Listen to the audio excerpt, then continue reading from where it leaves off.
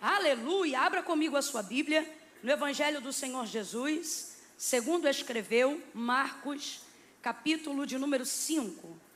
Irmãos, eu estou tremendo aqui. Estou tremendo porque eu estou sabendo que Deus usou o pastor Eduardo ontem. Eu quero deixar claro para os irmãos que eu só vou trazer uma saudação. Eu não quero que os irmãos criem expectativa equivalente, porque assim, aquele irmão ele come o pergaminho. Eu não sei o que acontece, eu ainda não cheguei nesse nível. Então os irmãos já vão me perdoando, vão tendo misericórdia. Cadê os intercessores? Já entraram em intercessão? Senhor, tem misericórdia, não deixa a tua serva humilhada, envergonhada. Vocês estão aí? Então comece a interceder, pelo amor de Deus, que eu já estou naquele nível da oração do desespero. Sabe? Eu já estou, Deus, pelo amor de Deus, hein? Sabe quando tu já ameaça Deus na oração? Tipo assim, ó, é teu nome, hein? Ó, eu já estou nesse nível. Já estou, mal cheguei no aeroporto, o pastor Júnior já chegou e falou, teu marido. Meu Deus, já tremi. Falei, mãe do céu. Aí depois dentro do carro ele continuou, foi resposta. Até essa chuva que está caindo. Falei, Jesus, me cobre com teu sangue. Quase que eu fingi um desmaio, um troço. Falei, bota no soro, é melhor ficar quietinha, internada, do que passar vergonha. Meu Deus, me ajuda. E quando cheguei aqui, os irmãos dizendo, estava puro não, hein? Aí pastor Edilson, foi uma benção. Aí Mísia, até o marido. Eu falei, meu Deus. Ai, Senhor, tu me trouxeste pra cá pra me abater. O que houve? Então tem misericórdia de mim, viu? Vamos lá, Marcos capítulo 5. Evangelho do Senhor Jesus, segundo escreveu Marcos, capítulo de número 5. Se puder aumentar só mais um pouquinho o retorno para mim. Só o retorno, que eu sei que o som para a igreja está espetacular. Espetacular. Glória a Deus. Oh, aleluia. Perfeito, perfeito. Muito obrigada. Muito obrigada. Se você ficar chateado, tiver qualquer problema aqui, me liga, viu? Pessoal da sonoplastia. Tá? A gente tá repreendido em nome de Jesus. Vamos lá. Marcos capítulo 5. Glória a Deus. Oh, aleluia. Glória a Deus.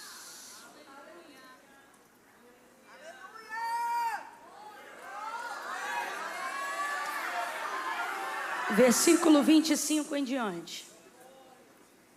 Certa mulher que havia 12 anos que tinha uma hemorragia, que já havia padecido muito à mão de vários médicos, e despendido tudo o que tinha, sem contudo nada aproveitar, pelo contrário, indo a pior. Ouvindo falar de Jesus, veio por detrás, por entre a multidão, e tocou na sua veste, porque ela dizia consigo mesmo, se tão somente eu tocar nas suas vestes, sararei. Imediatamente ao tocar, se lhe estancou a hemorragia e sentiu no seu corpo estar curada do flagelo. Jesus, conhecendo que de si mesmo saíra poder, voltou-se na multidão e perguntou, quem tocou nas minhas vestes? Responderam-lhe os discípulos, vês que a multidão te aperta e dizes quem me tocou? Porém ele olhava em redor para ver a que isso fizera. Então a mulher, que sabia o que tinha acontecido, temendo e tremendo, aproximou-se, prostrou-se diante dele e lhe declarou toda a verdade. E ele lhe disse, filha, tua fé te salvou. Tua fé te salvou. Filha, tua fé te salvou. Vai em paz e ser curada deste teu mal. Estando ele ainda falando, chegaram alguns da casa do principal da sinagoga, a quem disseram, tua filha está morta, por que incomodas o mestre? Porém Jesus, tendo ouvido essas palavras, disse ao principal da sinagoga, não temas, crê somente. É a segunda oportunidade que eu tenho nesse período de 2 anos, de poder retornar a essa casa. E eu me lembro que na última ocasião eu pude falar bastante sobre Jairo. Mas o Senhor, Ele me deu uma nova perspectiva dentro desse mesmo texto. E hoje o coração se inclinou pelo Espírito Santo para que nós possamos caminhar nessa direção. Vem algo novo aí. Eu vou contar de 1 a 3 e quando eu disser 3, você vai liberar uma palavra ainda antes de assentar. Uma palavra que determina o rumo profético daquilo que Deus te confiou como verdade para esse ano de 2024. Quando eu disser 3, você vai olhar para quem está ao seu lado e vai dizer para esta pessoa: sustenta a tua fé. Meu Deus! Só isso que você vai dizer. Sustenta a tua fé. Ah, Camila, mas a minha fé não é tão grande. Não importa. Tudo que está para acontecer depende da fé que você aguenta sustentar agora. Tá bom? Então, quando eu disser 3, você vai dizer para quem está ao seu lado. Mas diz daquele jeito. Sabe assim, quando você compra uma coisa que você pensa que não vai dar conta de pagar e tu tem que dobrar o plantão, mas tu paga? É tipo isso. O Senhor está dizendo: sustenta. Sabe quando a gente era criança que botava um pouquinho mais de comida no prato e percebia que não ia aguentar, mas tinha uma mãe, um pai um pouco mais rígido na área da educação, que não aceitava desperdício, principalmente se a família fosse mais pobre. E aí quando você dizia não quero mais, aí a mãe dizia engole. É mais ou menos nessa vertente. Você vai dizer o sustenta dessa maneira. Como quem diz, você veio até aqui, não tem como voltar não. É daqui pra frente. Ah, mas eu acho que eu criei demais. Ah, eu acho que eu projetei. Ah, eu acho que eu fui um pouco mais além do que onde minhas pernas. Exatamente, porque não é sobre pernas, é sobre fé. Foi o próprio Deus que permitiu o cálculo e um pouco mais além. Aí na hora você pensa: ai, eu fiquei emocionado. Eu fiquei emocionado. E o Senhor me trouxe aqui nessa noite para dizer: agora sustenta. Sustenta. Então quando eu disser 3, você vai dizer a quem está do teu lado: sustenta a tua fé. É 1, prepara. É 2, para de dar sorrisinho, que é para ele entender que é coisa séria. 2,5, você vai dizer: sustenta a tua fé. É 1, é 2, é 3, diga! Sustenta a tua fé. Isso, diga glória a Deus. Senta dando aleluia. Aleluia. Vai sentando e vai glorificando. Oh, aleluia, aleluia, aleluia. Glória a Deus, glória a Deus, glória a Deus, glória a Deus. Nós vemos aqui 2 tamanhos de fé, 2 tamanhos de fé, no mesmo texto, no mesmo episódio. Por que não dizer na mesma passada, né? Numa caminhada, 2 episódios que mostram cada um com um tamanho de fé. Camille, fé tem tamanho? Tem. Fé tem tamanho. E como é que a gente sabe que fé tem tamanho? Por causa do resultado daquilo que ela provoca. João, quando tira um tempinho curto para poder falar sobre fé, é como se ele estivesse simulando um diálogo, onde na verdade não é um diálogo, é uma pergunta retórica que ele está fazendo, nos levando a uma reflexão. Como se alguém estivesse perguntando assim para ele, ao perguntar para a gente: mostra-me a tua fé. E aí ele responde dizendo assim: não, vou te mostrar as minhas obras. E aí, vendo as minhas obras, você vai ver o tamanho da minha fé. Ou seja, fé, ela tem dimensões. E a comprovação disso está no resultado daquilo que ela é capaz de provocar de acordo com a sua dimensão. Por isso que de vez em quando algumas coisas Jesus fazia e ele dizia: seja conforme a sua fé. Ou seja, não é conforme eu pedi, não é conforme eu determinei, mas é conforme o plano que você estabeleceu, porque você creu, porque você projetou, porque você veio até aqui. E aí tem até um pouco a ver com aquilo que nós dissemos lá no início, sobre o homem fazer planos e o selo vir da parte de Deus. Por isso que o homem de Deus, a mulher de Deus, ele faz planos e ele consagra isso ao Senhor, para que o Senhor possa confirmar. Não é para o Senhor execrar, não é para o Senhor rasgar o papel, é para ele selar, confirmar, acrescentar nos planos que já foram feitos. Então, nesse texto, nós temos basicamente 2 tipos de fé, 2 tamanhos de fé e 2 resultados diferentes.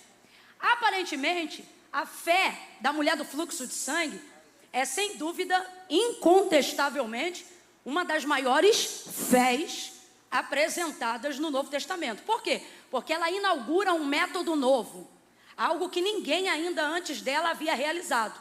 Havia um testemunho de Jesus. Qual era o testemunho? O que as pessoas ouviam falar sobre Jesus? Elas ouviam dizer que a todos quanto ele tocava, estes eram curados. Então esse era o testemunho de Jesus. A fé vem pelo quê, gente? A fé vem pelo ouvir, e o ouvir da palavra de Deus. Então Jesus é o verbo vivo e a palavra que se dizia sobre ele, o testemunho que se dava dele e que edificava a mulher do fluxo de sangue, que há 12 anos jazia numa hemorragia terrível que trazia sua vida à decadência, não só financeira, mas social, emocional, enfim, uma série de coisas ruins que estão acontecendo ao longo dos anos através da vida, ou melhor, na vida daquela mulher, por causa da hemorragia que ela tinha. Essa mulher vai vir ouvindo falar de Jesus. Isso aqui é uma coisa tão simples, né? A gente sabe que a fé vem pelo ouvir e o ouvir da palavra, pela palavra de Deus. Então a gente sabe qual é o combustível da fé, palavra. Normalmente é a palavra. É a palavra que produz a fé que você precisa. Então quando você diz assim, eu não estou me sentindo com muita fé, na verdade o que está te faltando é palavra. Você precisa se apropriar de palavras, verbalizar palavras. Existem coisas na nossa vida que jamais vão ser resolvidas com a nossa mão, jamais vão ser resolvidas com o nosso pé. Todas as vezes que eu falo isso, eu me lembro de Ezequiel, capítulo de número 37. Quem está acompanhando, diga amém. Ezequiel, capítulo de número 37, o Senhor leva ele numa visão que retrata a condição de Israel naqueles dias. E o Senhor deixa ele no meio daquele vale que estava cheio de ossos e os ossos estavam como? Sequíssimos. E dentro daquele retrato, o Senhor não diz para ele, arruma, mete a sua mão. Não, o Senhor pergunta para ele, filho do homem, poderão viver esses ossos? Ele diz, Senhor Deus Jeová, tu sabes. O que ele está dizendo? Desse vale eu não sei nada, mas do Senhor eu sei o suficiente. Suficiente para quê? Para saber que tu fazes o que tu queres. Aí ele disse, então profetiza, filho do homem. E ao contrário do que a gente pensa, quando lê rapidamente, Ezequiel não começou a profetizar não. Quando ele diz, então profetiza, filho do homem, ele ficou caladinho. Foi o Senhor que começou a falar para ele o que ele tinha que falar. Porque profeta de verdade não inventa nada, só repete o que já foi dito. E é isso que Ezequiel vai fazer, ele fica caladinho esperando Deus dar a direção. Aí ele diz assim, filho do homem, profetiza assim, ossos secos, ouçam a palavra do Senhor. Aí ele repetia, ossos secos, ouçam a palavra do Senhor.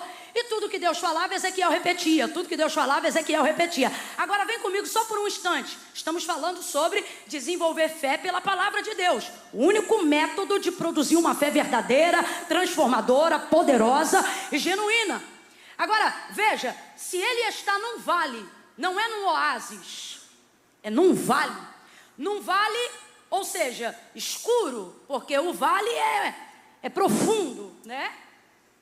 Ele não está cercado de árvores. O texto diz que ele está cercado de ossos. Imagina, crânio para um lado, fêmur para o outro. É uma visão terrível. Se a gente for produzir ou imaginar o tipo de sentimento que aquela visão está provocando em Ezequiel, a única coisa que a gente vai poder visualizar é a sensação de medo. Eu não vejo aqui um ímpeto profético. Não, o cara foi pego a frio numa visão. Tanto é que o texto é claro, me pegou e me tomou. Ou seja, eu não fui porque quis. Quando eu vi, eu estava lá. O texto diz assim, e me deixou lá. Daqui a pouco ele se viu, abre aspas, presencialmente sozinho. Porque primeiro ele vê uma mão que pega ele, mas depois a mão que pegou ele, leva ele e deixa ele lá, não está mais com ele lá.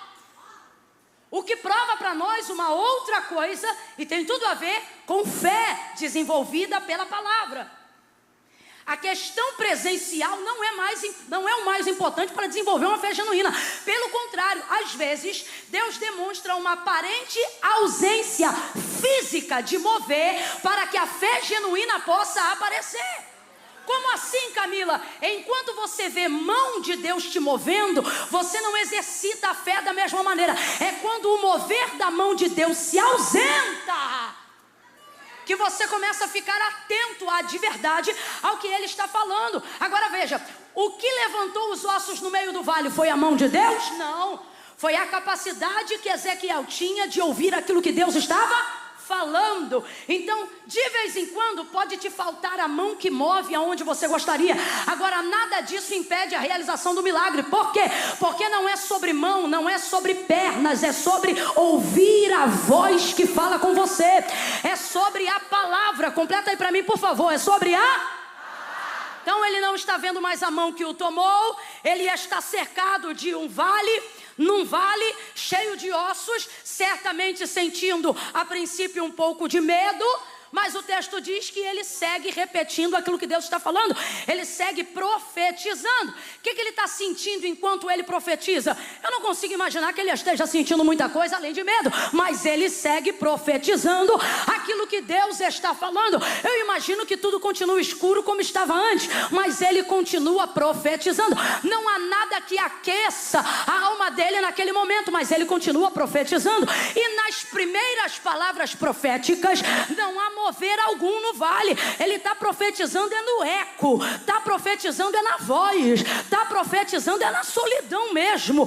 O texto diz que demora um pouquinho. Não é que o texto diz que demora, mas se você analisar, você vai ver que primeiro ele profetiza de 3 a 4 coisas, para só lá pela quinta, quando Deus diz assim para ele, ó, diga-lhe assim, filho do homem, porque parece que nada acontecia. Aí Deus vai dizer assim, diga-lhe assim, filho do homem, vento dos 4 cantos sopra sobre este vale.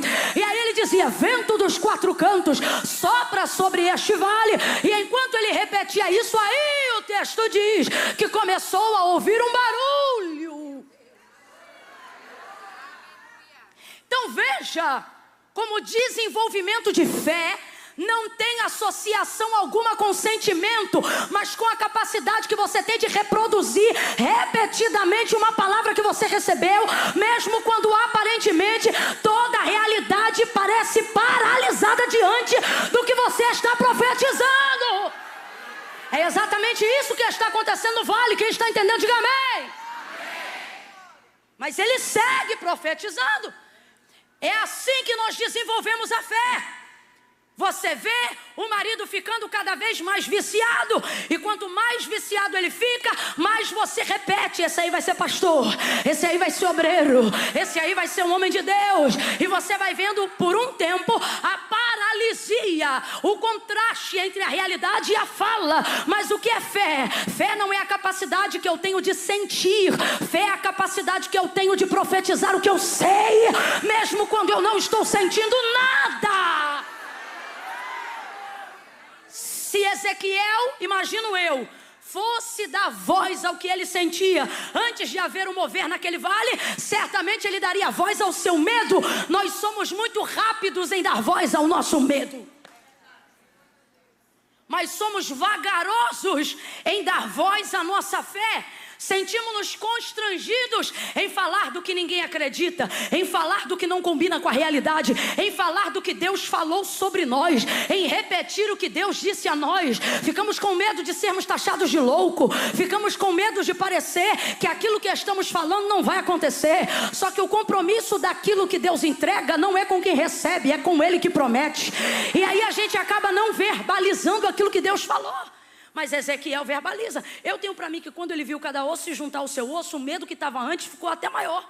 Porque quando Deus começa a mover e você percebe aonde você está, às vezes quando o milagre começa, o medo aumenta. Só que o texto diz que ele continuava profetizando. Agora vamos supor que Deus tivesse feito isso de uma outra maneira. Só por um instante, acompanhe o raciocínio. Imagine que Deus tivesse pego o mapa do esqueleto humano e tivesse dado a Ezequiel. E tivesse dito assim, Ezequiel, é assim que se constrói, ó. O fêmur, a bacia na espinha, espinha nisso, crânio, coloca assim, desce dessa maneira. Se ele tivesse um mapa do esqueleto humano e com as mãos, sem precisar dizer nenhuma palavra, ele pudesse unir cada osso ao seu osso, ele também seria capaz de fazer essa obra. Mas ela não seria tão perfeita por 2 motivos. Primeiro, ele jamais saberia se o osso do fêmur que ele está colando na bacia é o osso da mesma pessoa. Segunda coisa, imagine o tempo. Eu quero que você diga após mim, diga tempo. O tempo que levaria para ele fazer isso com as mãos. Mas às vezes nós queremos usar o tempo da revelação profética para fazer com as mãos o que não temos coragem de fazer com a voz, o que não temos coragem de fazer com a língua, o que não temos coragem de fazer com a boca. E gastamos anos da nossa vida fazendo com a mão, na força do braço, na força dos pés, na força do dinheiro, na força da influência, tornando físico aquilo que Deus deixou claro na visão. Qual é a clareza da visão? Deus não disse arruma com a mão, Deus disse filho do homem, profetiza. Camila, eu ainda não entendi. Vai entender agora. Deus está dizendo: você está cansado porque está dando para a mão um trabalho que estava na tua língua. Você está cansada porque está dando aos pés um trabalho que estava na tua boca. Camila, eu ainda não entendi. Vai entender. Deus está dizendo: o lugar que eu te coloquei agora não se faz obra com a mão, é com a boca. Abre a tua boca e profetiza. Ezequiel profetizava. Ele dava voz ao que Deus falava. Agora eu te pergunto, se é Deus que está falando, por que quando Deus fala a Ezequiel, o vale não se arruma?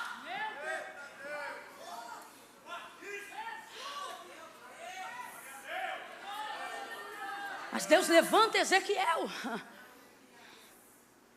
Deus levanta Ezequiel para que o que tem que acontecer seja feito por intermédio dele, mas passe por ele, por Ezequiel. Escute isso aqui. Deus está dizendo para alguém aqui: sou perfeitamente capaz de fazer absolutamente tudo. Por mais contraditório, contra a sua realidade que pareça, eu vou fazer o que eu falei. Agora, Senhor, se tu vais fazer, se tu és capaz, por que eu não estou vendo essa realidade da minha vida? Porque Deus está dizendo: não é porque eu vou fazer que significa que eu admita que vou fazer sem você. Você quer ver? Quando o Senhor determinou que iria ressuscitar Lázaro, depois que já estava morto há 4 dias, Ele chamou os seus discípulos e disse assim: Lázaro, nosso amigo, dorme, mas eu vou despertá-lo. Vamos voltar lá. Aí disseram assim: Senhor, não volta lá não. Última vez que a gente saiu debaixo de pedrada, de paulada. Se a gente voltar agora lá, vão matar a gente. Se ele dorme, deixa que ele vai despertar. Os discípulos estão fugindo. Aí Jesus diz assim: Lázaro é nosso amigo. E aí ele fala abertamente: Lázaro está morto, mas eu vou ressuscitá-lo. Agora veja: Lázaro está morto, mas eu vou ressuscitá-lo. Vem comigo, olha a palavra dele: Lázaro está morto, mas eu vou ressuscitá-lo. Então já está decidido que Jesus decidiu ressuscitar Lázaro, sim ou não? Sim ou não? E ele depende da ajuda de alguém para trazer Lázaro para a vida? Depende, gente, de absolutamente ninguém. Mas enquanto não convence os discípulos, não chega em Betânia. Aí depois chega em Betânia. Enquanto não convence Marta, que é a primeira pessoa que recebe ele, não ressuscita Lázaro. Aí depois de convencer Marta, ele diz: cadê Maria? Aí Marta chama Maria e ele convence Maria. As mesmas palavras que ele disse para Marta, ele também diz para Maria: eu sou a ressurreição e a vida. Ainda que ele esteja morto, ele vai ressuscitar. Terceira e última coisa, olha o que vai acontecer. Se Jesus já sabia que ele estava morto, sabia que era 4 dias, já estava decidido a ressuscitá-lo, Jesus também sabia onde ele estava sepultado, sim ou não? Sim ou não? Mas não foi lá, disse para Marta e Maria: me leva, me mostra, recalamancho. Tem coisa na nossa vida que está como o vale de Ezequiel, seco. Tem coisa na nossa vida que está como a morte de Lázaro, sendo comido de bicho, em estado de putrefação. E você diz: cadê a promessa? E o Senhor está dizendo: me leva lá. Aí o que o Senhor falou, Deus também dizia o que Ezequiel tinha que dizer, mas os ossos não se moviam à medida que Deus falava, se moviam à medida que Ezequiel profetizava.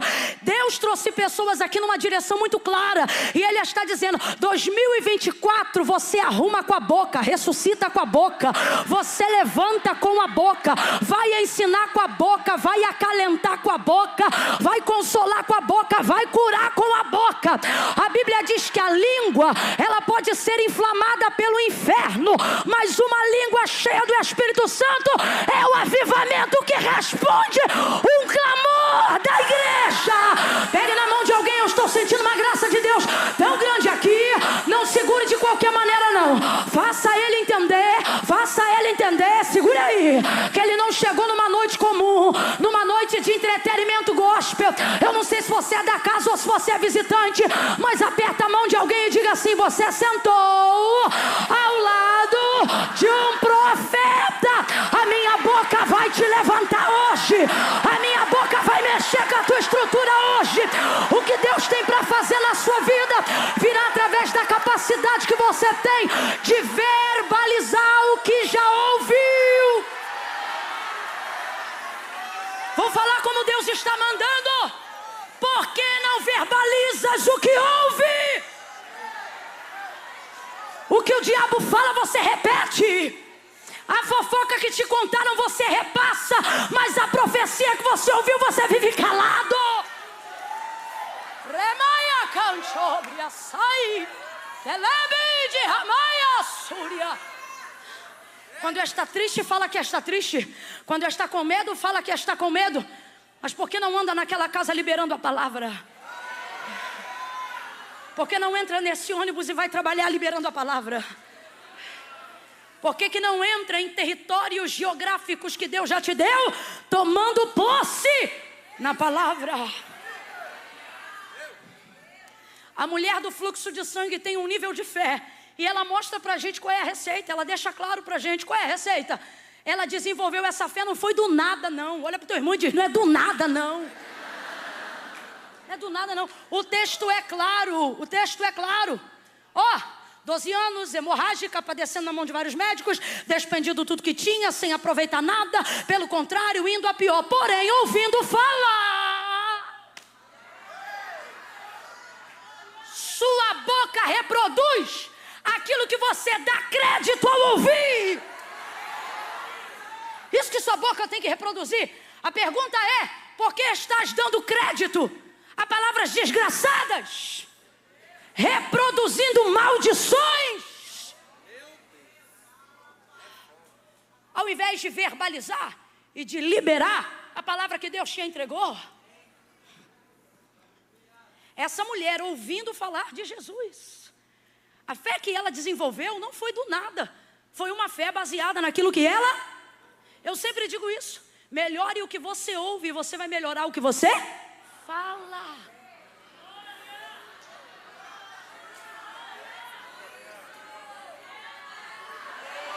Limpe esses ouvidos. Só ouve fofoca, só ouve conversa fiada. Só ouve disse-me disse. Só ouve noticiário de desgraça.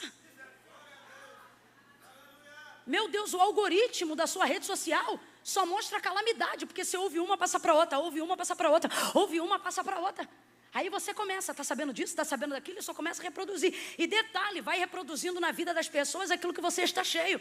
Vai reproduzindo medo, vai reproduzindo incredulidade, vai reproduzindo distanciamento, vai reproduzindo frieza espiritual, vai reproduzindo escândalo, vai reproduzindo pecado, vai reproduzindo maledicência. Por quê? Porque só empresta os seus ouvidos para ouvir aquilo que não edifica.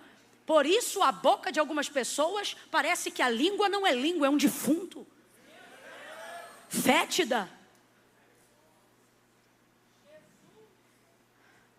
Cheia de vermes. Agora, olha a condição dessa mulher. Ouvindo falar de Jesus, sabe o que é maravilhoso? Ela dava mais atenção ao que Jesus fazia do que a como ele fazia. Por que as pessoas não alcançaram o nível de fé da mulher do fluxo de sangue? Porque elas davam mais atenção a como ele fazia do que ao que ele fazia. Quando você dá mais atenção a como ele faz, ao invés do que aquilo que ele faz, você se torna um reprodutor de ideias que alguém já teve. E qual é o problema? O problema de comparar ideias e métodos é que normalmente o que serviu para o outro não tem garantia de que servirá para mim, por um único motivo, porque a vida de ninguém é igual. A vida de ninguém é igual. Então qual é a fé que não dá certo? Uma fé que se compara.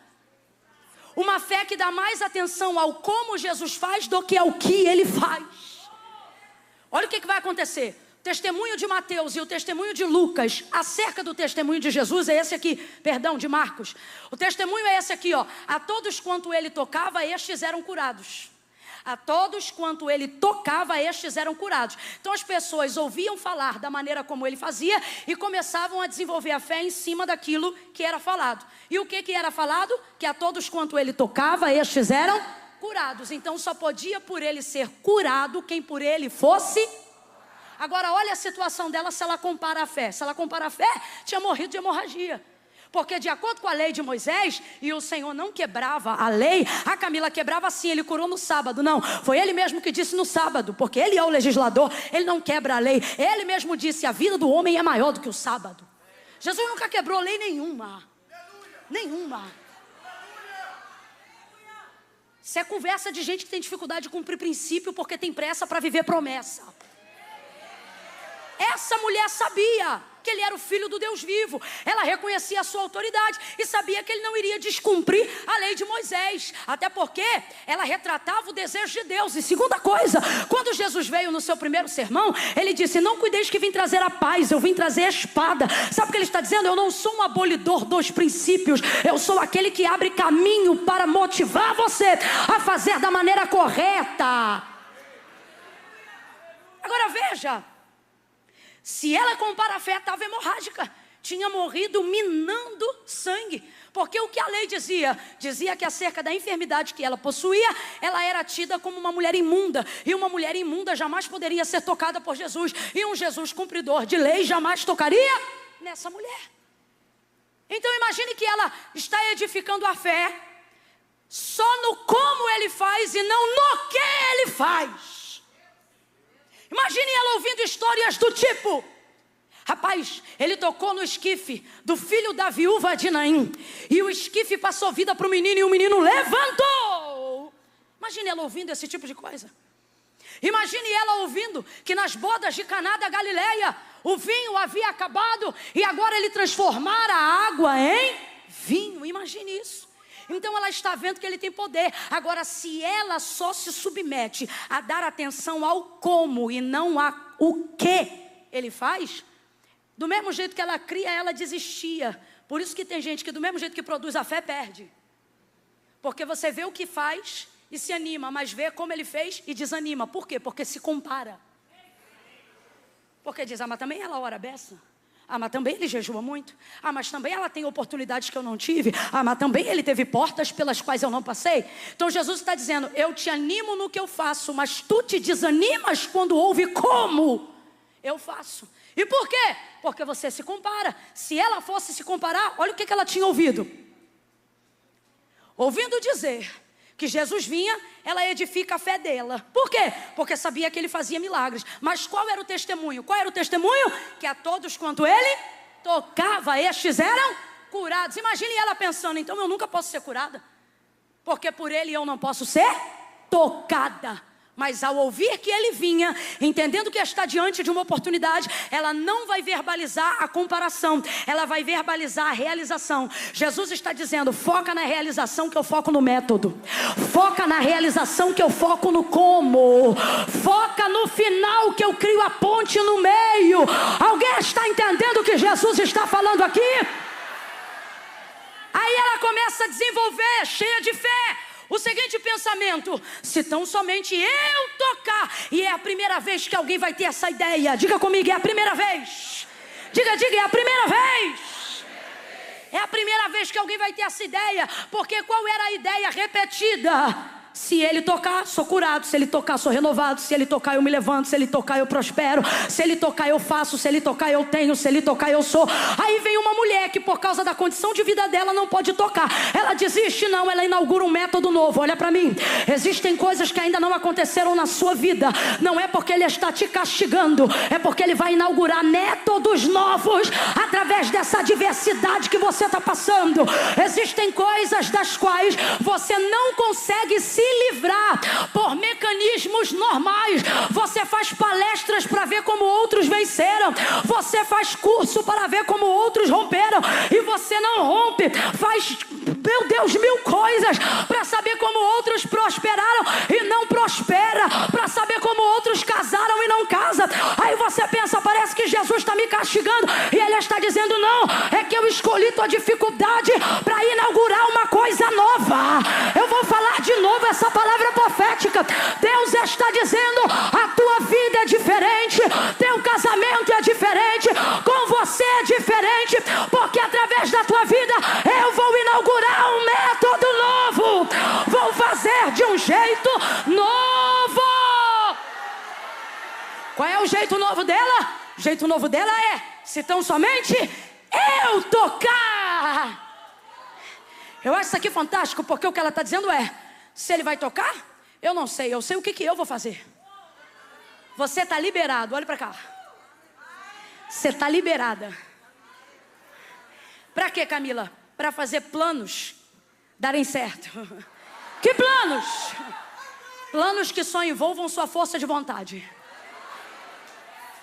Planos que envolvam o seu comprometimento. Camila, eu não entendi. O problema é que você terceiriza muita coisa. Tem coisa que ainda não inaugurou esse tempo novo na sua vida. E calabante, ó, remácia. Porque você vive terceirizando ideias, trabalhos, profissionais, intercessões, campanhas. Quando chegar alguém que me ajude, quando chegar alguém que cante, quando chegar alguém que toque, quando chegar outro que consiga ficar na empresa no meu lugar, eu vou conseguir ir na ceia. Quando eu conseguir alguém que faça isso por mim, aquilo, quando eu conseguir alguém que ganhe isso ou aquilo por mim, quando eu conseguir um sócio, quando eu conseguir um parceiro, quando eu conseguir a liberação do empréstimo do governo, quando eu conseguir assim, quando eu conseguir assado. E o Senhor está dizendo, por isso teus planos naufragaram em 2023. Eles estão sempre associados a terceiros.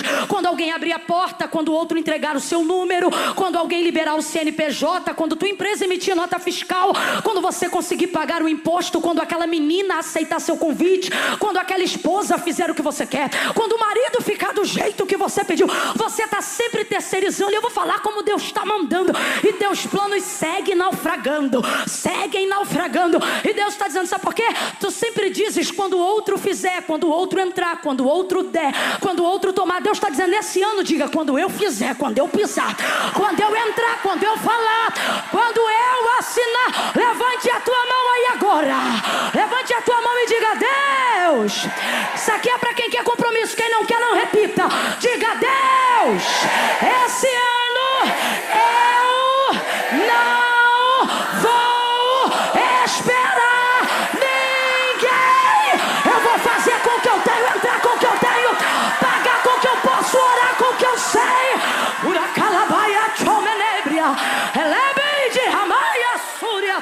Deus está dizendo, para esse processo de terceirização da sua fé. Vou gritar de 1 a 3 e você vai dizer para quem está do teu lado, para! É 1 a 2 a 3, grite! Você não gritou, 1, 2, 3, grite! Agora grite de volta e diga, parei! Parei! Parei! Será que você não percebe? Porque de um tempo para cá, solitude se tornou uma coisa indispensável no seu ministério.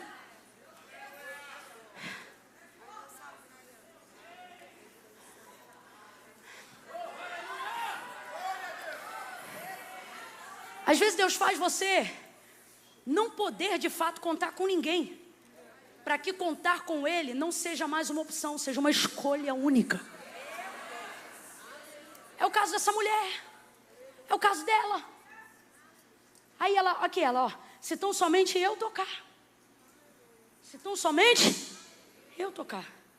Eu vou lá. Eu vou andar. Eu vou romper. Eu vou tocar. Plano simples. Plano. Larga de ser maluco. Larga de ser doida. Não está conseguindo fazer o devocional na hora certa.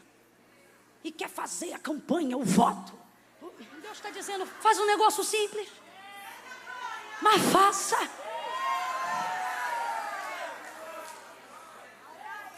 É interessante como Deus nos conhece. A orientação bíblica nunca é ser fiel no muito e no extraordinário te colocarei. Não, a orientação é ser fiel. É começando de pouco que você começa do jeito certo.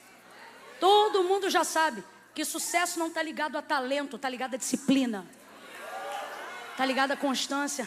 Rapaz, essa mulher vai colocar um antes e depois no ministério de Cristo, no sentido de fazer as pessoas crerem através da fé, que não é só o que Ele faz, mas o como Ele faz é múltiplo. E ela vai conseguir fazer isso com um plano simples. Você tem dificuldade até de falar simples. É tão simples que você diz, será que isso vai funcionar? Camila, 15 minutos de oração todo dia no mesmo lugar, será que vai funcionar? Rapaz, 15 minutos de oração todo dia no mesmo lugar, 1 ano. Esquece, você vai voar. Você vai voar, meu filho. Deus está dando uma direção clara. Alguém chegou hoje aqui e falou: Deus, fala comigo. Aí você queria ouvir um manto do remanto, do profundo, do recôndito, do escondido. E Deus falou: faça um plano simples.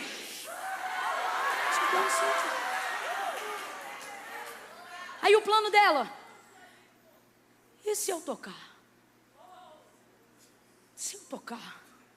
Então, quer saber? Eu vou tocar e eu vou ser curada. E essa mulher, meu irmão, ela bagaça com a gente.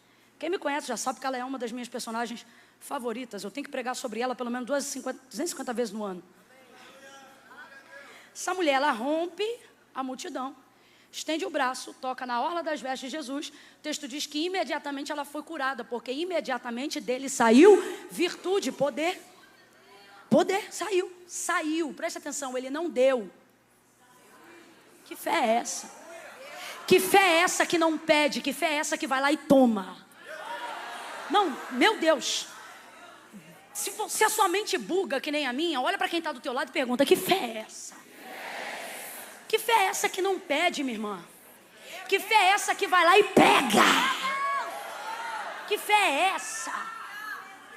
Que fé é essa que faz uma mulher fraca, anêmica, ser a pessoa de maior autoridade no meio de uma multidão? Por quê? Porque ali está todo mundo esperando ser tocado. Ela vai lá e diz: vou pegar. Mano, ela pega e leva. Não, esquece. Ela chega, toca, pega e leva. Rapaz, a coisa é tão forte que se Jesus não para e diz: alguém me tocou, ela ia embora e não tinha nem obrigada. Olha o texto. Pegou e levou, tá indo embora. Rapaz, ela tá indo embora. Pegou e levou, veio de um jeito, voltou de outro. Tá indo embora. É Jesus que para. Jesus para e diz: quem me tocou? Aí os discípulos: mestre, a multidão te aperta, tu dizes: quem me tocou? Aí ele diz: sim, porque de mim saiu. Rapaz, isso parece até assalto. Jesus andando, daqui a pouco ele sentiu que foi tirado dele, foi tomado. Para o trio. Para a caravana. E os discípulos vão embora. E Jairo, vem comigo. E Jairo roendo as unhas, porque ele tem pressa, porque a fé dele não é como a dela. A fé dele, não o critique, porque antes da mensagem terminar, eu vou te mostrar que a tua fé é mais a de Jairo do que a dela. Vou te provar isso. Então pensa duas vezes antes de pensar mal dele. Jairo já desesperado, porque qual era a fé dele? Do testemunho. A todos quanto ele serão curados. Quando ele foi lá procurar Jesus, o que ele disse? Rogo-te que entres em minha casa e que imponhas as mãos sobre a minha filha, para que tocando-lhe ela sare e viva. Então qual é a fé de Jairo? A fé do testemunho. Só pode ser curado quem por ele é. É a fé dele. É a fé dele. E a dela? A dela não pode ser a dele. Porque ele pode levar Jesus para casa e falar: toca nela. Mas essa mulher não pode ser tocada por ele. Você está entendendo? Fé não se compara, se vive. E cada um vive com a sua. E cada sua tem o seu milagre. Aí está ela indo. Aí Jesus me tocou. Aí todo mundo parou. De mim saiu virtude. E virava-se para trás para ver a que isto fizeram. Ele sabia quem tinha sido. Mas queria dar uma oportunidade dela confessar. Porque quando ela toca nele, ela tira dele o que ele quer. Mas quando ele fala com ela, ele toca nela onde ela não sabe que precisa. Por exemplo, Jesus vai chamar ela de filha depois de mais de 2 anos, 12 anos, sem ela ser a filha de Sião. Quando ele diz filha, curou de novo.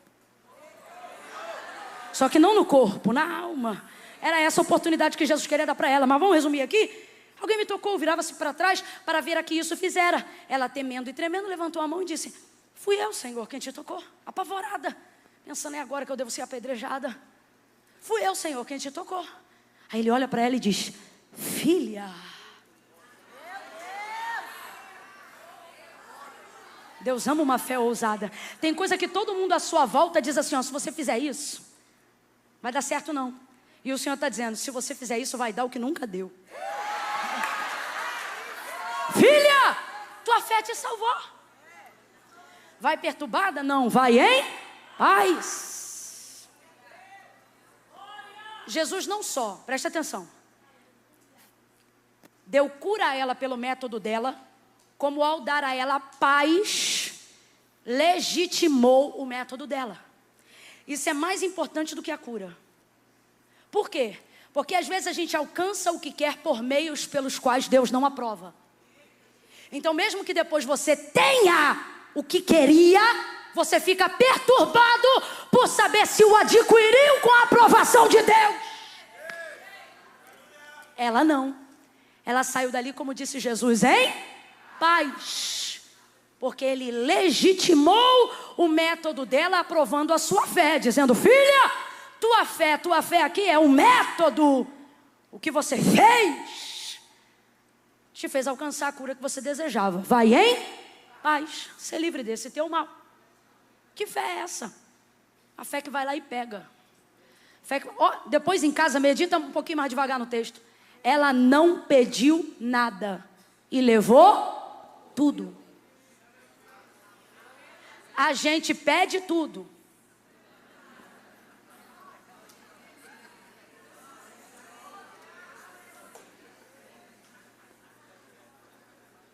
Por que isso acontece? Porque a gente gasta o tempo pedindo para usar aquilo que já recebeu autoridade para tomar. E a gente finge que isso é humildade. A gente finge que isso é modéstia. Quando na verdade isso é falsa fé. Eu vou te falar a verdade. Jesus está disposto a trabalhar numa incredulidade sincera. Mas não vai gastar 15 minutos com uma fé falsa. Quando Tomé não estava na casa e Jesus apareceu depois da ressurreição, todos os discípulos, menos Tomé, estavam na casa, creram nele.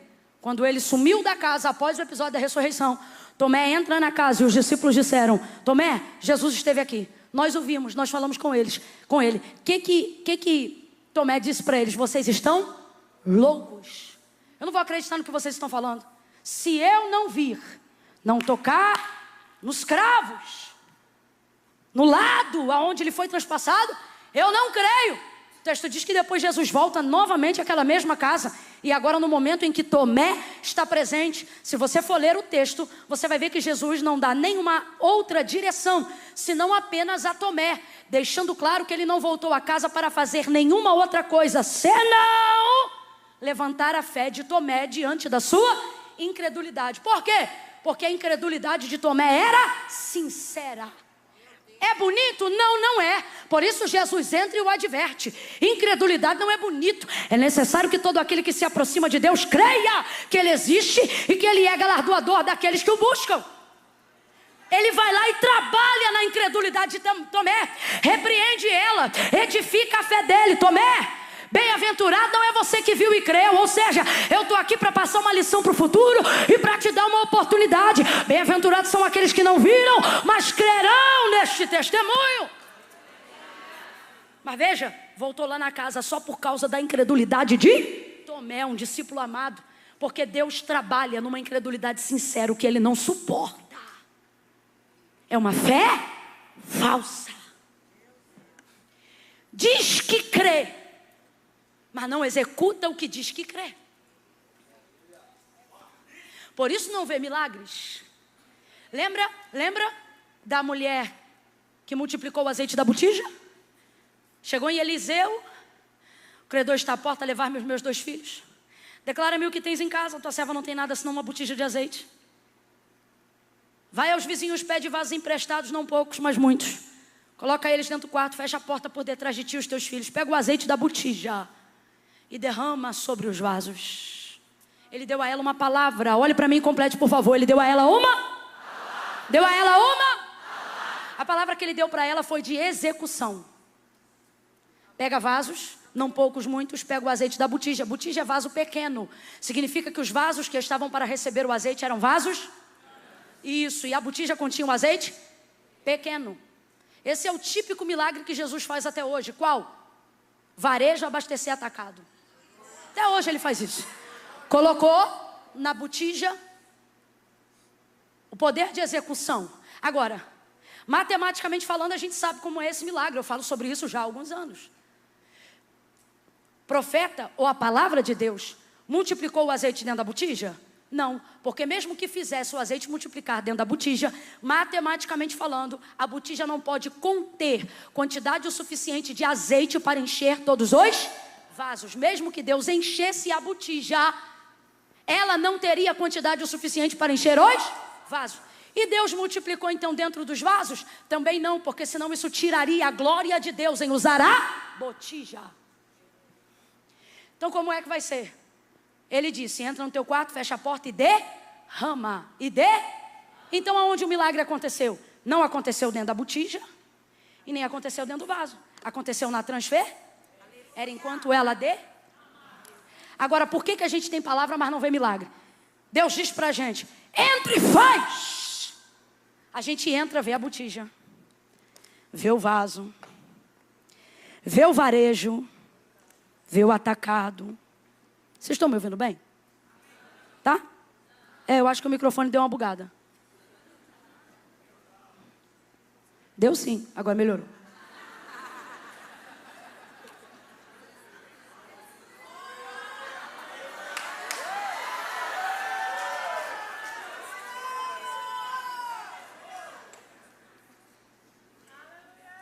Quando a gente vê que a botija só tem um pouco, vê que o vaso é maior, a palavra é, vai lá e derrama. Deus diz com a gente direto, vai lá e bota o pé, vai lá e faz, vai lá e profetiza. Aí a gente vai motivada. Aí vê os vasos, você não pode dar tempo, palavra profética tem que ser cumprida na hora. Eu aprendi aqui com esse pastor, que obediência tardia é desobediência. Aí você chega no quarto, vê o vaso, vê a botija. Aí aqui o crente, o profeta, olha a mulher de Deus que está debaixo de uma palavra, olha o homem de Deus que recebeu uma direção. Ele vê a botija, vê o vaso, e vê os vasos, e vê a botija, e o credor. E ele começa, Senhor meu Deus e meu Pai, estou aqui na tua presença. Eu quero te entregar essa botija nas tuas mãos, porque eu creio que tu tem poder, meu Deus. Crê nada, mentiroso, incrédulo. Ele não disse entre e ora. Ele não disse entre e faz campanha. Ele não disse entre e marcha. Ele não disse entre e fala em línguas. Ele disse entre e derrama. Entra e deita o azeite da botija nos vasos. Deus está dizendo, recebeu palavra? Então não pede autorização, vai lá e executa. Vai lá e executa. Não espera sentir de fazer. Faça independente de sentir. Vai lá e executa. Vai lá e executa. Eu estou sentindo uma graça de Deus tão grande. Deus está dizendo para alguém aqui, não é que eu demorei. Eu não demorei. O que você me pediu eu já te dei, mas você só vai ver quando executar aquilo que eu já falei. Executa, derrama o que tiver que derramar, faz aquilo que tiver que fazer, meu filho. É o caso da mulher do fluxo de sangue.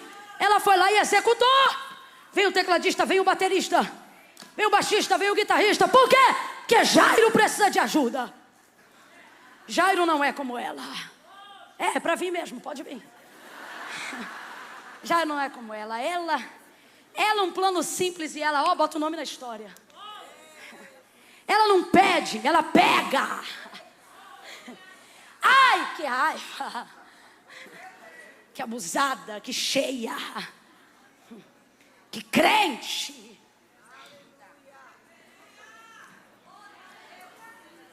Eu não tive o privilégio de nascer num lar cristão. Então, logo nos meus primeiros passos da fé, eu precisei aprender doutrinas básicas do Evangelho, a fim de fazer aquilo criar dentro de mim raiz, para que eu nascesse de novo da água e do Espírito, como se nunca tivesse vivido fora do Evangelho. Nascer de novo. Isso não foi do dia para a noite quando eu voltei das águas batismais. As águas batismais apenas inauguraram e legitimaram esse processo. Eduardo, já diferente de mim, tem convicções das quais, nesta minha época de iniciante, eu não tinha com o mesmo quilate. Porque eu fui ensinada por um tempo naquilo que ele foi gerado desde o nascimento. Existem algumas diferenças, não para salvação, não para dom, não para milagre, mas para entendimento acerca de algumas coisas. E eu me lembro que eu ainda precisava, nos primeiros passos da fé, me convencer de coisas e criar métodos para me convencer de coisas que eu só tinha conhecido depois de um tempo no Evangelho. Eduardo, não. Me lembro que quando cheguei na igreja, já ouvia totalmente convicto de coisas que eu ainda estava me convencendo. Escute isso. De modo que um dia eu estava dirigindo a consagração da igreja e todos os sábados de manhã a gente fazia uma consagração de poder e muitas curas e coisas tremendas aconteciam e demônios se manifestavam às vezes naquele lugar. E um dia, uma senhorinha para lá dos seus 70 anos de idade manifestou uma possessão absurda. E fui eu e mais 3 irmãs. Eu não consegui sozinha. A irmã que veio comigo não conseguiu. A outra que veio não conseguiu. Juntamos as 4 juntas. Ela estava com uma força descomunal, demoníaca. E eu não conseguia. E eu fiquei ali por base de quase uns 5 minutos tentando. E não acontecia nada. E aquilo já bugou a minha mente e abalou minhas convicções, que ainda estavam sendo formadas. Por que não sai se eu estou em jejum? Por que não sai se eu tenho poder? Por que não sai se eu estou em consagração? Por que não sai se eu tenho santidade? Ali, sem que eu percebesse, a dúvida já estava entrando. Sim ou não? Nisso, estou eu naquela guerra que já passa dos 10 minutos e aquele constrangimento na atmosfera da liturgia do culto, porque é constrangedor, traz embaraço. E eu me lembro que eu estou ali e aquele demônio envergonhando aquela senhora, cuspindo, se contorcendo, querendo tirar a roupa. Foi horrível. Daqui a pouco aparece na porta daquela pequena igreja pastor Eduardo, porque a avó dele morava no quintal da igreja. Aparece ele com um pedaço de pão francês de todo tamanho, com um copo de café com leite. E eu vejo ele com um pedaço de pão na mão e o café com leite, vendo aquela galhofada. Ele aparece na porta da recepção, e da onde eu estava eu podia vê-lo. E ele aparece e ele fica olhando, aí me olhando da porta que dava para a rua. Ele mastiga o pão.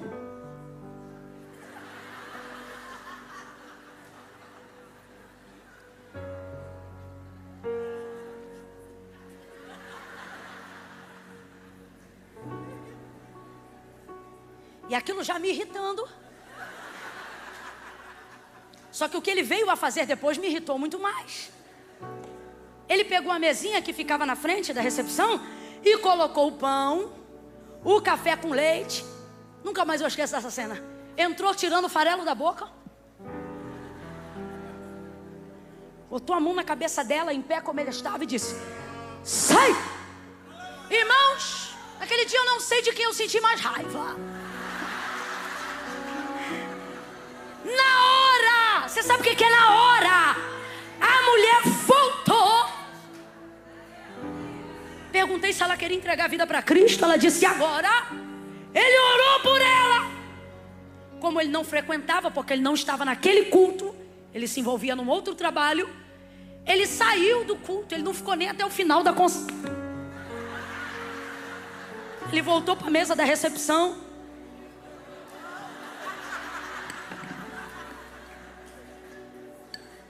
Quem quase ficou fui eu. Eu disse: ah, demônio nojento. Ah, marido crente, irritante. Tirou na hora, nunca mais eu esqueci. Hoje eu entendo que eu ainda estava aprendendo convicções das quais ele foi gerado. E não havia dúvida. O que eu estou querendo dizer? Métodos são importantes, mas fé é mais importante do que tudo. Essa mulher tem um método absurdo de maravilhoso. Ela inaugura um novo tempo, isso é extraordinário, e por isso falamos dela com alegria. Mas Jairo já parece um pouco mais conosco. Jairo, ele está no testemunho que ele ouviu. Jairo não é um homem de muita fé, ele é um homem de fé o bastante. Fé o suficiente para o que ele precisa. Jairo é aquela pessoa que não crê em tudo, é aquela pessoa que tem que focar no que crê, porque para ele fé agora ainda é fazer força. E tem um tempo da nossa vida que não dá para crer em tudo, porque a gente ainda está sendo gerado em fé. Agora vem comigo e imagina a cena. Jairo agendando um milagre. Entra em minha casa e a mulher no meio do caminho sem agendar nada. Veja isso aqui. Pegando primeiro o que ele pediu antes. Por quê? Ora, qual foi o pedido dele? Rogo-te que entres em minha casa, que impõe a mão sobre a minha filha para que ela sare viva. Então, quando Jairo foi buscar Jesus, a filha dele ainda estava como? Enferma, doente. Então o que ele foi buscar? Diga, cura. O que ele foi buscar? Do que ele precisava? O que ele foi pedir? Mas quem recebeu cura na frente dele? Hã? Mas quem pediu primeiro? É complicado quando você vê pessoas que chegaram depois receberem na sua frente o que você pediu primeiro. Não é fácil não. Se a gente for falar a grosso modo, foi basicamente o que aconteceu. Ah, ela também precisava, mas ele pediu primeiro. Ele buscou primeiro. Ele desceu primeiro. Sim ou não, gente? Sim ou não, meu povo? Foca aí, foca. Sim. Aí agora, olha a situação dele. Ele precisa de um milagre emergencial. Ele tem que entrar na minha casa enquanto a garota está doente. Por quê? Porque eu não tenho fé para ressuscitar, eu só tenho fé para curar. Rogo-te que entre em minha casa, põe a mão sobre a minha filha para que ela sare e viva. Então ele tem fé para curar. Tem ou não tem? Tem ou não tem? Olha que coisa linda. Jesus fala para ele na hora. Então vamos. Aí vai Jairo levando Jesus para a casa dele. Aqui já era para Jairo estar alegre, mas ele está tenso. Por que já era para ele estar alegre? Ora, o homem que resolve está indo para a casa dele. Se fosse época de WhatsApp, já era para ele ter mandado uma mensagem para a senhora dele, ter dito, mulher, fica tranquila, para de chorar que o homem está indo aí. Mas não, está tenso. Por quê? Porque na cabeça dele, o que ele precisa só vai acontecer quando Jesus tocar. Ele ainda não entendeu que a decisão de Jesus ir até lá já resolveu tudo. Você tem que entender que não é quando Deus faz uma coisa que Ele resolve, é quando Ele te dá a palavra dEle. Se Ele te der a palavra dEle, celebre. Se Ele te der a palavra dEle, você não precisa esperar fazer para ter culto de ações de graça. Faça culto em fevereiro. Faça ações de graça em fevereiro. E quando alguém pergunta, Ele já fez? Você vai dizer, não, mas já me deu garantia. Já me deu a palavra. A palavra dele vale mais do que tudo. Quem tem a palavra tem garantia. Completa para mim como se fosse um grito de guerra. Quem tem palavra tem garantia. Quem tem palavra? Quem tem palavra? Quem tem palavra? É garantido. Você anda como se não tivesse garantia. Você está de brincadeira comigo? Tu acha que foi chamar o Zé Pipoqueiro? A Maria do Cachorro Quente? A Camila Barros? Não, meu irmão, você foi chamar a garantia. Quando ele estava aqui na terra, ele dizia assim, em verdade vos digo. Isso não é bordão de pregador não, isso é verdade. Ele está querendo dizer, a verdade que eu digo é a verdade que eu sou, porque eu e a verdade somos uma coisa só. Então para Jesus uma coisa está feita, não quando você vê ele fazer, mas quando ele te deu a palavra dele, considere feito. Mas Jairo volta como? Tenso, porque ele ainda não entendeu que a palavra de Jesus e a obra dele é uma coisa só.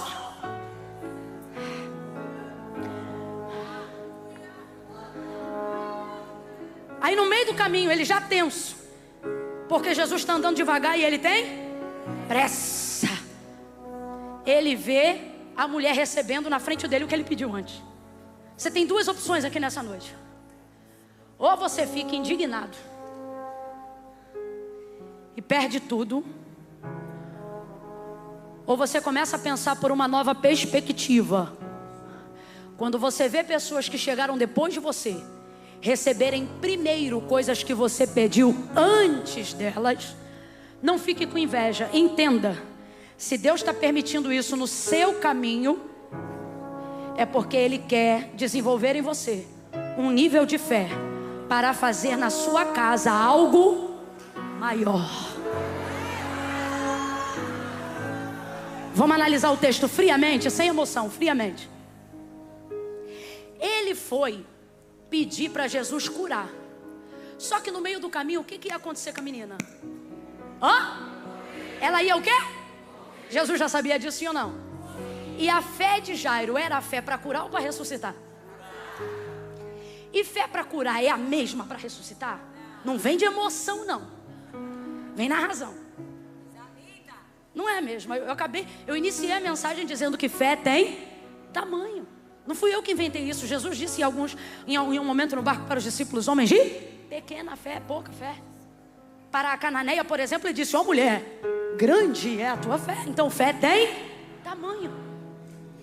E nós aprendemos no início que não é a fé no sentimento ou na palavra que determina o tamanho, mas no resultado.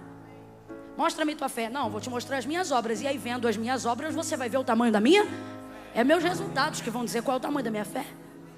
Então olha aqui, Jairo tem uma fé que se Jesus botar a mão na filha dele, a menina que está enferma vai ser curada. Só que Jesus sabe que a fé toda que ele tem é isso. Ele não tem mais fé do que isso. Tanto é que o apelo dele: vá na minha casa antes dela morrer. Eu quero que ela sare antes que... Porque se morrer, ele não pensava que nada mais podia ser feito, ok? Então Jesus sabe que toda a fé de Jairo está concentrada na cura, porque não há fé nele para a ressurreição. Só que Jesus sabe, enquanto eu estiver caminhando para fazer o que ele me pediu, a coisa vai piorar e a menina vai vir a falecer. Agora, Jesus desanima ele e diz assim: Jairo, tua fé não é o suficiente não, porque no meio do caminho a menina vai morrer. Não, a fé que Jairo tinha foi o suficiente para fazer Jesus ir para lá, mesmo consciente do que ia acontecer no meio do caminho. Jesus está dizendo: e se eu te disser que para viver tudo que eu projetei para você, você não tem toda a fé que precisa? Mas eu não vou te desanimar, porque você não tem toda, mas a que veio me buscar é suficiente. Porque você não tem toda a fé que precisa, mas teve a fé que foi suficiente para quê? Para levar o gerador da fé, o dono do milagre, aquele que no caminho aumenta, aquele que no caminho acrescenta, aquele que no caminho faz coisas nas vidas dos outros, para que você creia que Ele é infinitamente maior e que Ele pode fazer mais do que pedimos ou do que pensamos. Alguém está entendendo?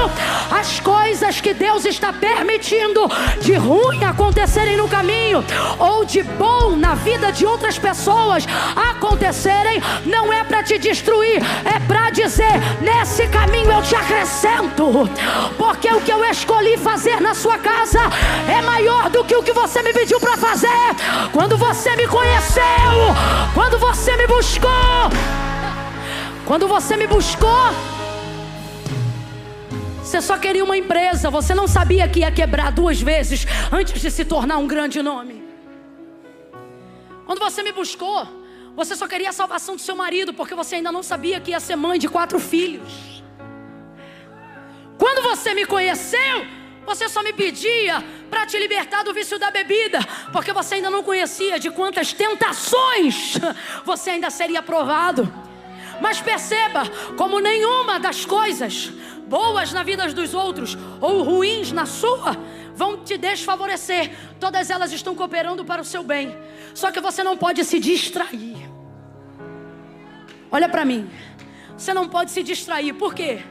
Se você se revolta com o que vê Deus fazendo na vida do outro, que não orou como você orou, que não buscou como você buscou, que não serve a Deus no tempo que você já serve, e de repente vê ele desfrutando, vê ela desfrutando de coisa que nem toda a sua caminhada você desfrutou.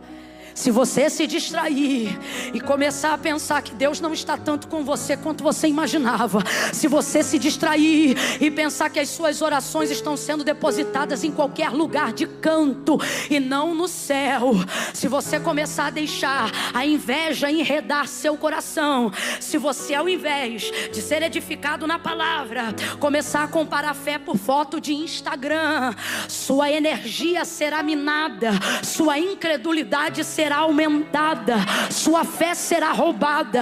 Mas se você vê o que Jesus está fazendo na vida dos outros, e ao invés de dizer, não creio, dizer, se Ele está permitindo eu ver, porque Ele quer acrescentar alguma coisa a mais em mim. Oh, eu estou sentindo um temor de Deus tão grande aqui. Deus está dizendo, eu vou eliminar essa revolta do teu interior nesse mês de fevereiro.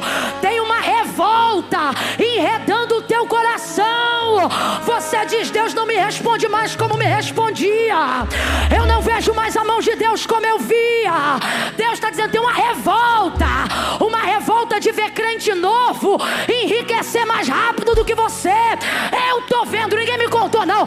Tem uma revolta no coração de alguém, vendo alguém ser cheio de unção mais rapidamente do que quem está consagrando. E Deus está dizendo, será que porventura, se eu ainda não fiz na tua vida o que tu me pediu primeiro, será que é porque na tua casa eu não decidi fazer algo maior? E para fazer esse algo, em vez de ficar com raiva de quem recebeu o que você pediu, você ir lá e curtir, comentar e compartilhar. Fala, eu quero dar glória a Deus pela vida do meu irmão. E alguém fala, por quê? E você vai dizer, porque a fila está andando. Se no caminho ele está fazendo isso, imagina na chegada. Se no caminho para minha casa ele está abençoando gente que eu nem conheço, se no caminho para o meu milagre ele está visitando gente que eu nem conheço, imagina o que é que ele vai fazer quando chegar lá em casa, quando atender as minhas orações, quando responder o que eu pedi. Por abacanda ele mandará.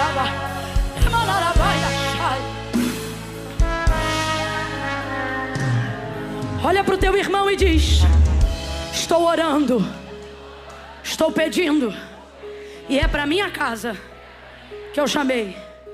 Fala assim, ó, a multidão apertou ele no caminho da minha casa. A mulher do fluxo conheceu ele no caminho do meu endereço. Olha para quem está do teu lado e diz assim, você pode ficar com raiva? Ou você pode dizer, sou uma bênção. Eu sou uma bênção antes do milagre. Eu sou uma bênção antes do resultado. Eu sou uma bênção. Eu sou uma bênção. Através da minha vida, através do que eu pedi, através do que eu orei, através da minha intercessão, através da minha pouca fé, outras pessoas vão alcançar aquilo que eu pedi. Eu sou uma bênção, sou uma bênção, eu sou uma bênção, sou uma bênção. Não sou invejoso, sou uma bênção. Não sou ganancioso, eu sou uma bênção. Sou uma bênção. Sou uma bênção. Abra a tua boca e diga, eu sou uma bênção. Sou uma bênção para os meus amigos, para minha família, para os meus vizinhos. Eu sou uma bênção. Eu sou uma bênção. Eu sou uma bênção. Sou uma bênção.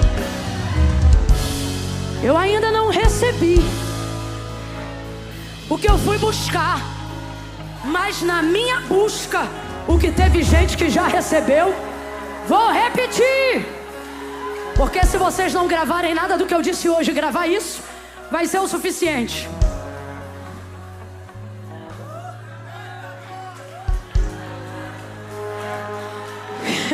Ouça-me, por favor. Se eu ainda não recebi o que eu vim buscar, é verdade. Às vezes O que eu vim buscar, eu ainda não recebi. Mas o que tem de gente que recebe enquanto eu estou buscando. O que tem de gente que é abençoado enquanto eu estou buscando. O que tem de gente que é favorecido só porque eu estou buscando. O que tem de gente que Deus alcança na minha casa só porque eu estou buscando. Eu estou buscando. É por isso que eu não vou parar de buscar. Porque enquanto eu busco, Jesus faz milagres na vida daqueles que me cercam. No caminho da minha busca, Ele cura, Ele salva. Não vou me distrair, eu não vou me invejar, eu não vou ser gananciosa. Eu sou uma bênção. Olha pro teu irmão e diz assim: eu sou uma bênção. Fala, eu sou uma bênção. Buscando. Olha para quem está do teu lado e diz: você buscando é uma bênção, mesmo quando ainda não recebeu o que pediu. Olha aqui para mim, eu vou encerrar. Eu tenho até para mim que Jesus olha assim, ó, pro endereço. Ele vê quantos passos ainda falta para chegar na tua realização. Só que ele diz assim: vou caminhar bem devagar para lá. Porque enquanto ela busca, enquanto ele busca, e alguém diz assim: tua fé é pequena. É, mas é nessa pequena fé que Deus está abrindo muita porta. É com essa fé que alguém zomba que o tiro não saiu do revólver. É com essa fé que Deus está preservando a vida de gente que você ama lá no sudeste do país. É com essa fé que Deus está entrando lá na América agora e está dizendo para alguém que tem, para alguém que está lá dizendo: não volta, fui eu que te trouxe. Aí olha o que vai acontecer. Nesse momento, minha gente, que ele vê a mulher sendo abençoada, é na mesma hora, não é coincidência não. Isso é batalha, isso é batalha. É na mesma hora que vem o pessoal da casa dele. A Bíblia diz, sabe o quê? Que a vitória que vence o mundo é a nossa fé. Então olha para mim. O mundo, o sistema nunca vai cooperar com aquilo que derrota ele. O que derrota ele? Sua. Então ele nunca vai liberar palavras que geram um fracasso dele. O sistema vai unir tudo que ele pode para te desanimar definitivamente, para fazer chegar de uma vez só uma chuva de informações desanimadora. Enquanto ele vê a mulher sendo curada e Jesus abençoando, parando a caminhada, o pessoal chega da casa dele da mesma hora e diz assim: Jairo, não importune mais o mestre. Muita gente vai considerar a importunação sua adoração. Não é só com Jairo. Lembra da cananeia? Filho de Davi, tem compaixão de mim, que minha filha está miseravelmente endemoniada. Jesus não lhe respondia palavra alguma. Aí os discípulos diziam assim: despede-a, pois vem gritando. A mulher estava adorando. Só que por fazer isso alto, incomodava os discípulos. Você já percebeu como quem se incomoda com a sua busca normalmente não pode fazer nada por você? As pessoas que se incomodam com teu jejum, teu dízimo, tuas ofertas, teus votos, tua presença na casa de Deus. Ai, mas tá indo muito pro culto. Ai, mas tá... Normalmente elas não podem fazer nada por você. Chegaram para Jairo: por que tu importunas? Chega de incomodar. Rapaz, para você é um incômodo, porque talvez você veja em mim uma perseverança que não vem em você. Para você talvez seja um incômodo, porque talvez você veja em mim a coragem que você não vê em você. Para você o timbre da minha voz talvez seja irritante, talvez porque não haja em você a mesma efusão que há em mim. E eu te respeito, ok? Só não diga que o que representa para você é a mesma coisa que representa para Jesus. porque para você é um incômodo, mas para Ele é a minha busca, para Ele é a minha devoção, para Ele é a minha fé. Não incomode mais o mestre. Eles diziam para Jairo: a menina já morreu. Aí Jairo ouve aquilo. Eu tenho para mim que o mundo dele caiu aquela hora, abalou todas as suas estruturas. Me lembro de Paulo escrevendo aos Coríntios: abatidos, mas não destruídos. Ele fica em silêncio. Quando tua boca não puder reproduzir a palavra que Deus te deu, feche ela.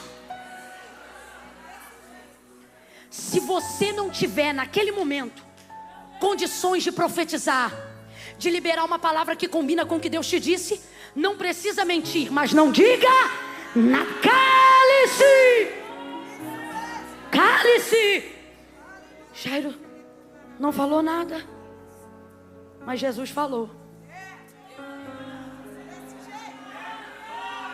Cale-se que eu falarei. Cale-se e eu te animarei.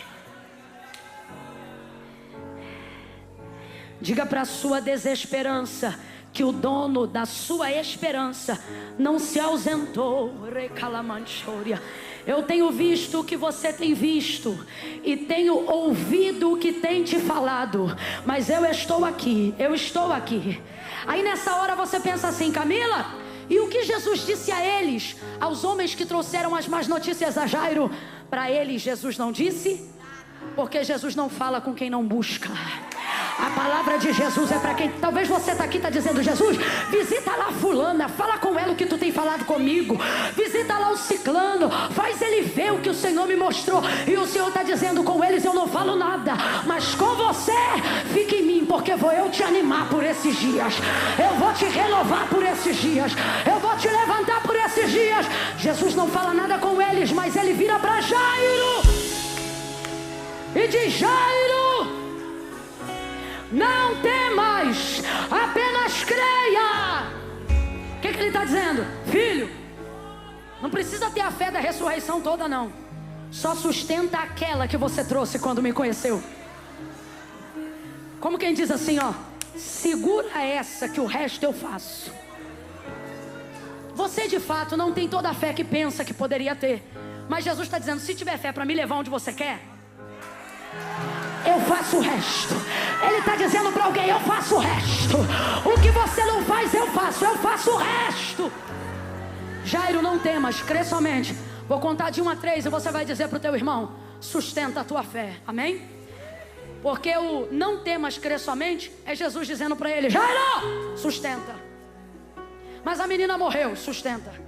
Mas aquela porta que eu pensei que ia abrir, fechou, sustenta. É porque eu não tinha aquela porta que tu me pediu. Eu estou criando um cargo novo para te encaixar. Sustenta a tua fé, prepara. Vou contar de 1 a 3. No 3, quem já está de pé vai ajudar quem está sentado. Quando eu disser 3, tu vai... Eita, esse povo é muito rápido. Quando eu disser 3, você vai olhar para quem está do teu lado e vai dizer: sustenta o que te trouxe. Sustenta o que te trouxe. Por que, Camila? Porque o que você não tem, ele vai levar para a tua casa. Quando eu disser 3, você vai dizer: sustenta. É 1, é 2. Levanta a mão mais alto que você puder. 2,5, prepara aí. 2,5, levanta as mãos. Quando eu disser 3, filho, impõe a mão sobre o ombro do vizinho. Deixa ele sentir o peso dos teus braços. No 3 você vai sacudir e dizer: sustenta. É 1, é 2, abaixa a mão. Sustenta, diga 3. Sustenta.